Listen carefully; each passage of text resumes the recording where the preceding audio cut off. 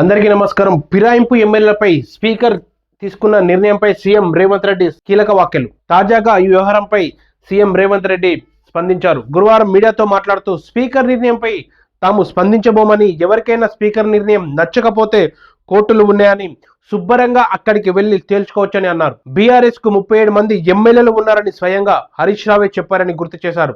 అందుకు తగ్గట్టుగా సభలో సమయం ఇవ్వాలని కోరారు. సభలో సభ్యుల సంఖ్యపై స్పీకర్ బులెటిన్ విడుదల చేస్తారు. మరి అప్పుడు అభ్యంతరం చెప్పని బీఆర్ఎస్ నేతలు ఇప్పుడు ఎందుకు రాద్ధాంతం చేస్తున్నారని మండిపడ్డారు. ప్రస్తుతం ఆ పార్టీకి అధినేత కేసీఆర్ క్రియాశీల రాజకీయాల్లో లేరు. గజ్వేల్ ప్రజలు కూడా ఆయన మీద పెట్టుకున్న ఆశలు వదులుకున్నారు.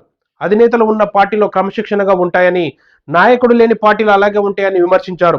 తెలంగాణ వచ్చిన తర్వాత మొట్టమొదటిసారి ప్రజాస్వామ్యబద్ధంగా స్థానిక సంస్థల ఎన్నికలు నిర్వహించడం జరిగిందని అన్నారు. ప్రతిపక్షాల మీద కక్ష సాధింపు చర్యలు మా ప్రభుత్వం చేయలేదని చెప్పారు. ఈ ఎన్నికల్లో కూడా ప్రజలు స్వేచ్ఛగా పోటీ చేసి ఓట్లు అడిగారని సీఎం రేవంత్ రెడ్డి స్పష్టం చేశారు.